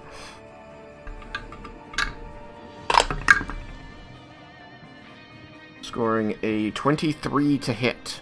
Does didn't he take the dodge action? Does that have any effect? It does. It means that he's at disadvantage. He rolled higher that time, so 23 to hit. Does a 23 hit? Yes. Okay, 23 hits. You will receive 11 points of bludgeoning damage. And you're trapped. And you are grappled until you escape the grapple, or until it ends. You are restrained, which means that you cannot move. Attack rolls against you have advantage, and your attack rolls have disadvantage, and you have disadvantage on dexterity saving throws, which means you'd be at normal since you were dodging. Did you get Sam's message? No. He's doing he's giving his cat. Yeah, if someone within 30 feet of me is attacked, then I will use my reaction to project my ward, which has 41 HP. Okay.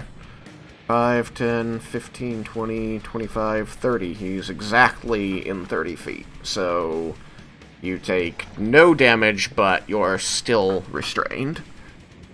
What do I need to do to break this again? On your turn, you may roll to escape, either athletics or acrobatics. So you have to wait till your turn.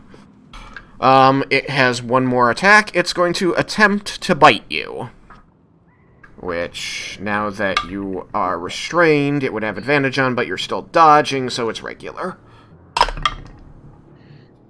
And This is that so weird. bite is a 20 to hit. That doesn't hit me. Okay, so it misses with the bite. You have taken no damage because Laramentis absorbed it. So we'll remind Laramentis when he gets back that his shield is down for 11 points. He's Okay, back. I will record that. Okay, excellent. And we'll deal with the rest as it comes. So you know, the snake person rolled up, smashed the crab, returning it to tree form, and then went and wrapped around Yukikaze. Okay.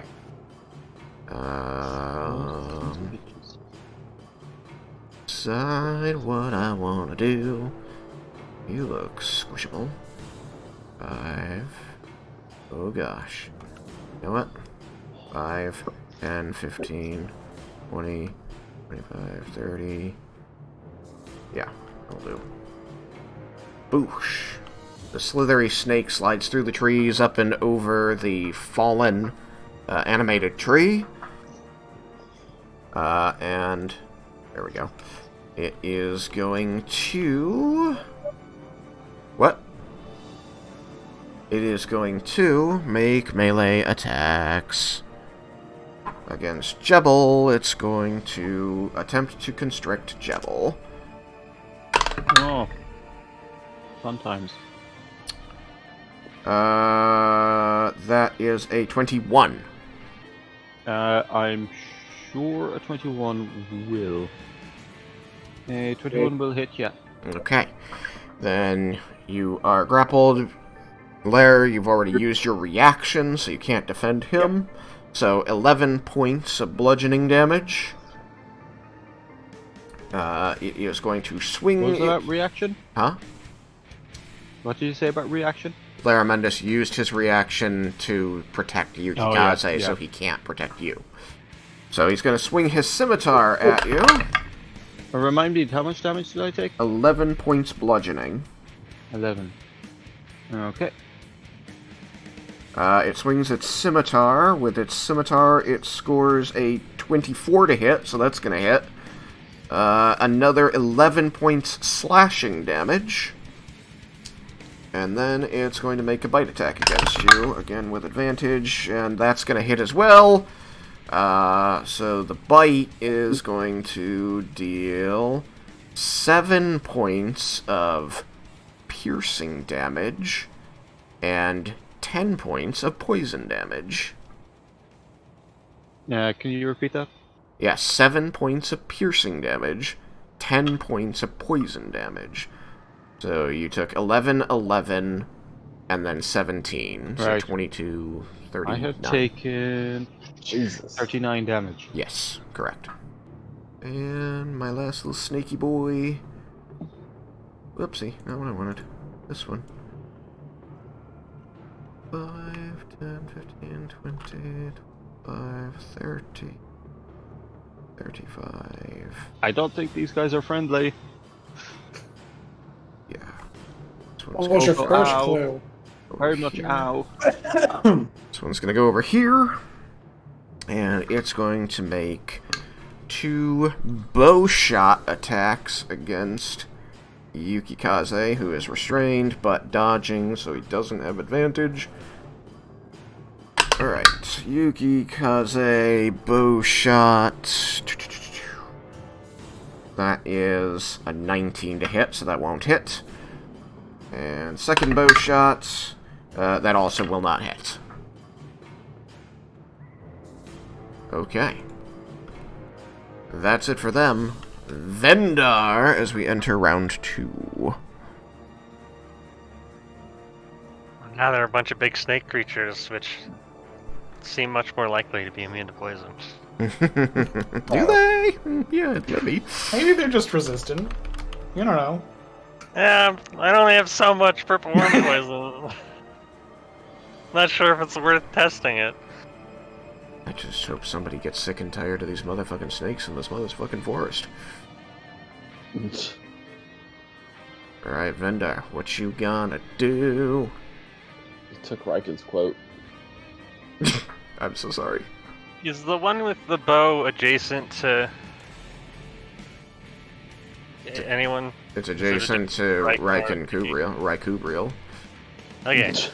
That means I could get a sneak attack on it. So I'll go ahead and, assuming it's immune to poison, I'll use my bonus action to disable the poison. Okay. And then I'll shoot at it. Okay. Let's see how this goes. It's a 19 to hit. A 19 will hit.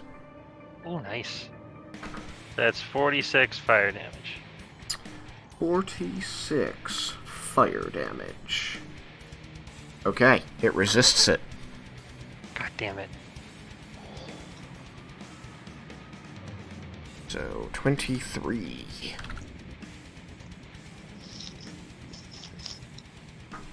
That's unfortunate. Indeed. Okay. And then I'll go ahead and back off more. You go ahead and back off more. Lorelei, you are invisible. Yeah. Let's. Okay.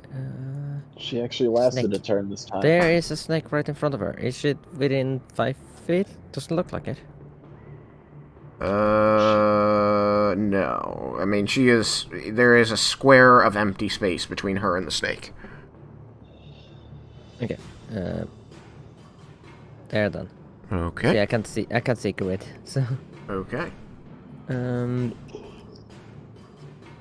she'll stand there because I can use her for touch spells. Uh-huh. But that I have to do that in the S turn. Okay. When she delivers a touch spell, she would become visible, right? I don't know. You have to look at her invisibility. If it says if she takes an action, she becomes visible, then that includes delivering your spells.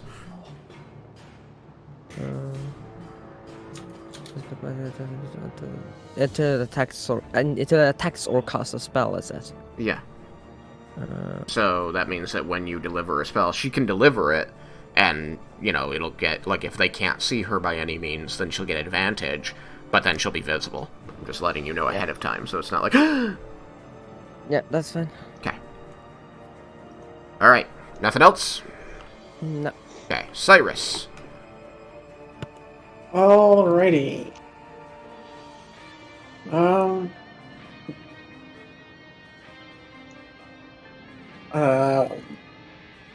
You guys, are you bloodied? Devil, are you bloodied? No. We were arrested before we got here, right? You had a long rest, yes. Yeah. So I just know that yes, my attacker wasn't paying strict attention to the backline numbers that were dealt. So I'm just double checking. And Most things have missed you, Kikaze, unfortunate for me. So I'm going to send a firebolt at the one that has hold of Kikaze. Okay. Are you spending a sorcery point on it? I am spending 2 to cast it as a bonus action. Okay. But it's not unresistible, right? It is. That's a feat, not a meta magic. Okay. Double check my hit, because I'm still trying to get used to the numbers. Does a 17 hit? On this guy, a 17 will hit. Okay. Then roll the damage. Please take 37 points of unresistible fire damage. Okay. It does not resist. It seems very upset about that. Alrighty. I'm going to mark off those points real quick before I forget. Boop boop. And then I will use my action to, well, I will take a step forward and use my action to take the draconic form, which I believe is huge. So 3x3, which I can't change. So tall. I'll double check to make sure. Alright. And since I don't have... Well, I'll... Oh wait, that's not a double. Don't want to look there. Yes. Huge. Does this thing have reach? Assume it does, but I need to double check. Oh, It does. Be weird if it didn't. Raiken. So I'm going to just sit here and try and help out some more next turn. So. Okay. You shapeshift. After... Oh. Happened? Oh, yeah, okay. Leah! Oh, it updates names now. yeah. That's nice. Yeah. Goodness, there's a dragon in front of me. Yup. Well, yup. Making it real hard to see that snake over there. Yeah. Well, at least I didn't smush you, like some people might have. Don't worry, Leah. They're all not ones. This not where I wanted to drop it. That's where I wanted to drop it. Okay. There. And I'm going to. Wah.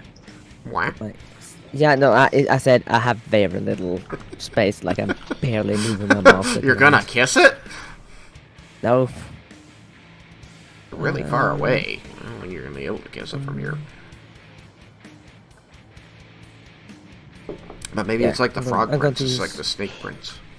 And I'm going to use Shocking Grasp. Shocking grasp. Okay. Yeah. Through Lorelei, since it requires a touch. Yup. You may roll with advantage against this target. Yeah. With advantage? Because she's invisible? Oh! Yeah, so, it's definitely the first roll. Let's see...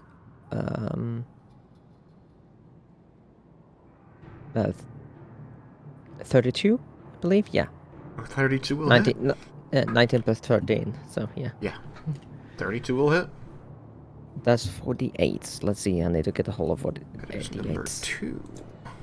It was probably the best way to go about it, ganging up on that tree, because having to, like, even if you would spend some damage on the other tree, having 2 trees would have been worse. Yeah. We Focus did fire. fuck up that tree fast. You did. What's the damage, Leah? So...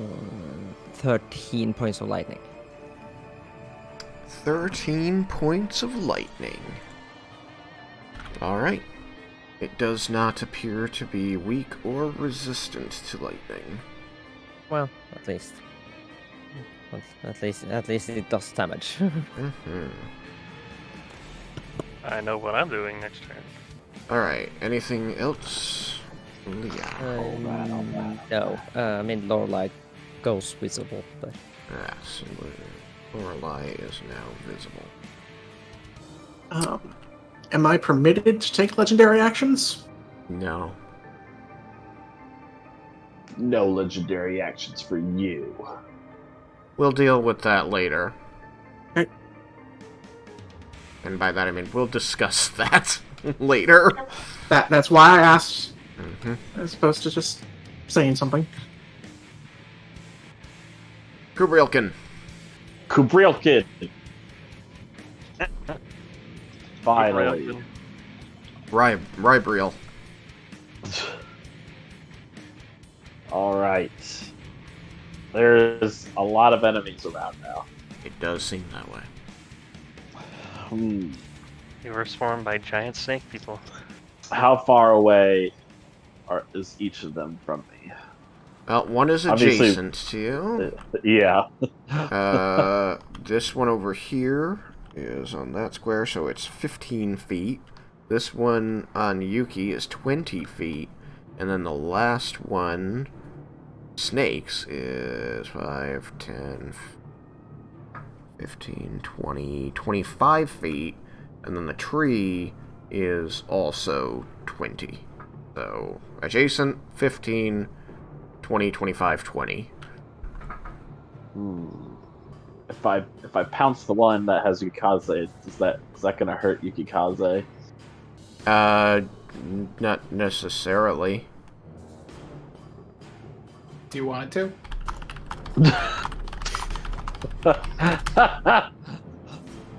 No, I don't want it to hurt Yukikaze. I'm going to pounce on it then. Okay. That'll do. So it needs to make a strength save throw. Alrighty.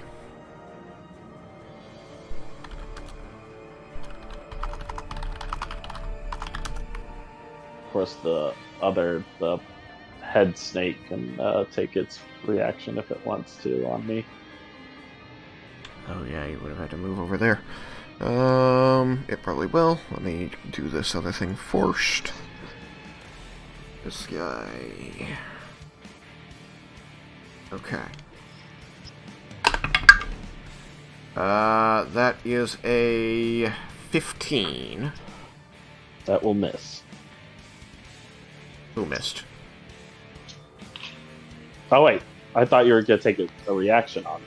No, that's the strength saving throw. The strength saving throw is a 15. He succeeded. Okay, so he's not knocked prone, but it still takes damage. The other thing will... Well, he doesn't even take damage yet. I mean, that was just to see if it would be knocked prone, and if she would get a bonus action attack.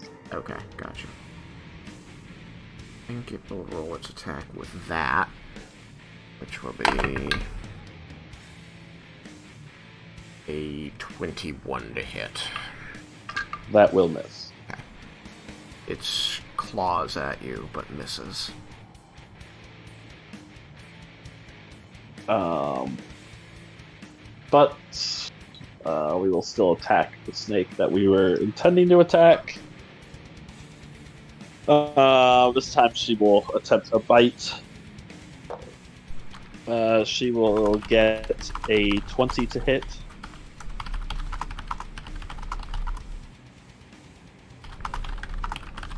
A 20 to hit will hit. She does 6 points of piercing damage. 6 piercing damage. That is soldier number 1. Soldier number 1 did not have resistance to that, so that will do full damage. Okay, got it. And then Raiken will attack. Ooh, that's a 16 to hit. A 16 will hit. All right.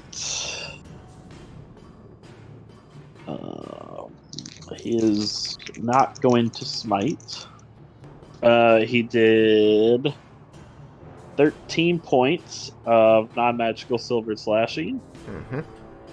And 6 radiant. And then he will attack again. Alrighty. Thing's still looking pretty strong. I probably should look and see if I had any spells that I would like to use, but I'm just gonna attack. Okay. And Attacking's fine. 20 4 to hit. Hits. So it should hit.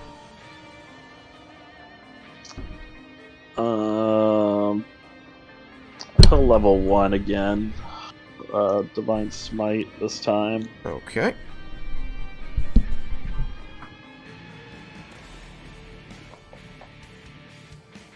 And that is 10 points of non-magical silvered slashing 10 points of non-magical silver slashing. and 20 points radiant. Damn. It's neither resistant nor weak to this. And it is not yet bloodied. Alright. And let's see.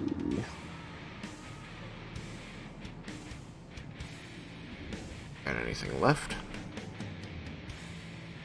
I think...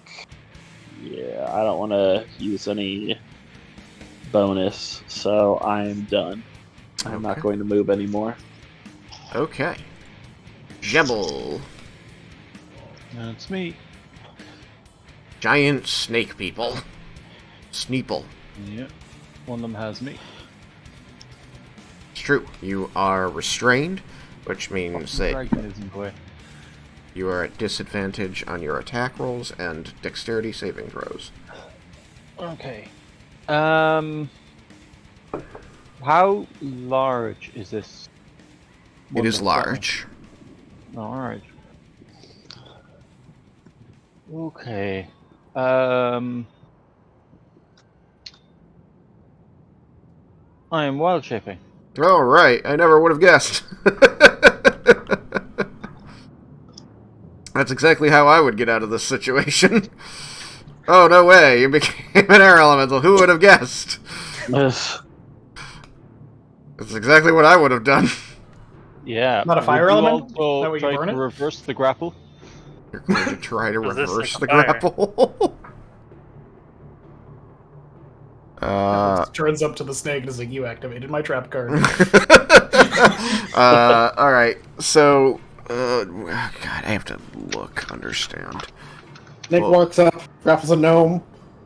Thing behind him turns to a dragon. Gnome turns into air. Air elemental. Not his day. Nope.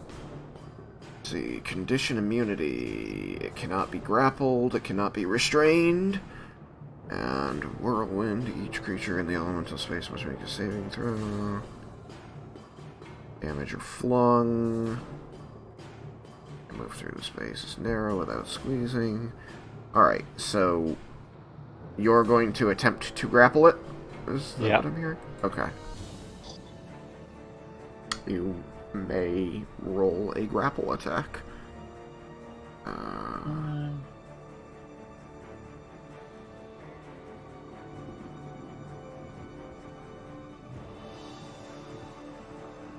Right, so it's a athletics check, is it? Yeah, you make an athletics check, and then it's going to resist with either athletics or acrobatics.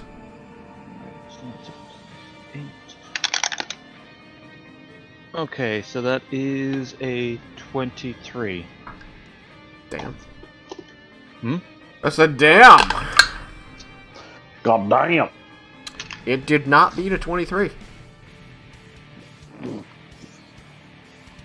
Not escape your air. I don't think you're gonna like what comes next. You suffocate.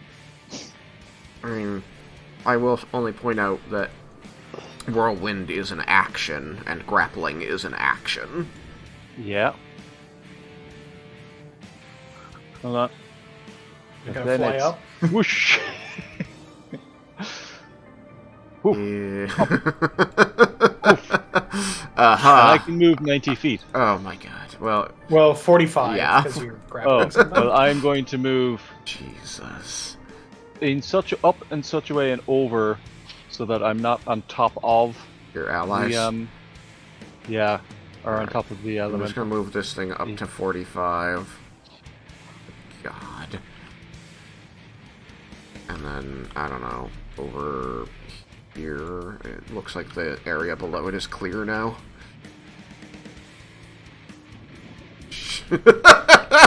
So yeah, he grabs the snow, beats the crap out of you, and then immediately you turn into a whirlwind and carry him up into the air. You all just hear terrified hissing disappearing up into the air away from you. Concerned snake noises. Okay. Up and away. Up and away. You up and away him. Alright. You just gonna hold him there for the moment? Yeah. Okay. I kind of just look down and like, not yet. Laramendus. Okay. Are there things that have not been hit? Are there things that have not been hit? Soldier 3 and the tree that is no longer polymorphed are not damaged. I cast a spell. You cast a spell. Let me see if they can stop you.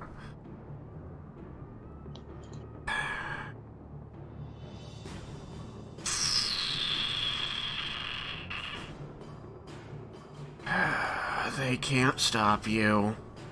Okay, I cast a 5th level banishment, targeting the 2 unhurt things. So they must make a charisma saving throw. I feel like the snake has a decent chance. Mm-hmm. I think the tree's pretty enough. This also heals 10 of my... The charisma saving throw for the snake is a 20. Okay, it makes it. The tree gets a 19. Fuck. It's a DC 19. He's still here, bitches! I just look at the tree and I just bumble. You have to be kidding me. The tree only had a +1 for that, so he rolled well. The other thing, it had a lot of chances not to fail this. Oh yeah, no, I know these are particularly charismatic. I mostly wanted to make the attempt because it could roll a 1. It could roll a 1. It didn't. It also healed my shield. Like I didn't get any overhealing on it. So. Alrighty. Okay, Anything that else? is my action. Yep.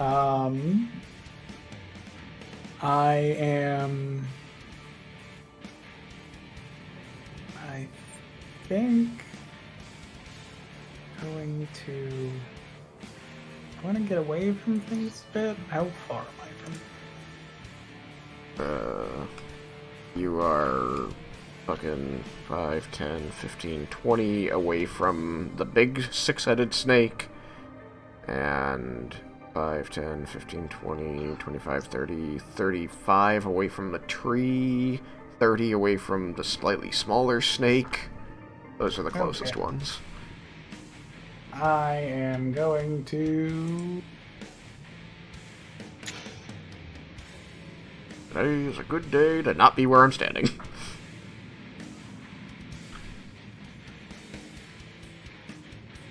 I think that's fine. Okay. I'm gonna take the last minute to do this thing's turn, and then we'll call it there, and we'll start with Yukigaze like we always do. As is tradition. As is tradition. Alright. That's actually kind of freaking weird considering what last 2 this time. Yep. True. Alright, it's gonna move a little bit away there. I guess Raiken, do you, or Yuki, do you want to make an attack of opportunity against the tree as it moves away? Yes. Okay, you may. Huzzah! That was a 19 to hit. That'll hit. Yuki, are you going to try to attack? Yes, I will. Alright, remember that you're at disadvantage due to being restrained. Oh, that's garbage. Oh man. Alright. It's just a single attack, right? Yes. David. 20. A 20. Yeah, it wasn't that 20. Really? With With disadvantage? disadvantage? Oh, whoops. Roll a I second was die. gonna say, I'm like, Wow, I'm all in extremes today. I got a 1 on my second one. Ah, okay. Okay. So I'm gonna unfortunately, roll it's a miss. two nat 20s. What? Yeah, I mean, it can happen. Real unlikely. It's happened to me. It's beautiful. Motherfucker. It's only happened when I was Alright. DMing. Well, I'm doing 11 points of non-magical silver slashing Okay. and 1 radiant. Okay. It does appear to resist all of that. Interesting. It also doesn't move. Oh, that is true. Good old Because Sentinel. Alright, fine. It doesn't move. Moving, honestly, wasn't even that big a thing. I just sort of arbitrarily said it would move. But fine. Whatever. Assholes.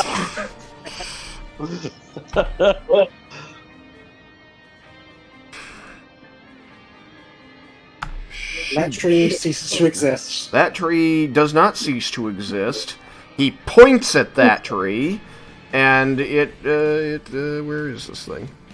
Where did I get And this? it Is it becomes elemental? another tree. It that can does. move. Yeah, that looks like it. Hola. Oof. And that's how you know I use this program too much.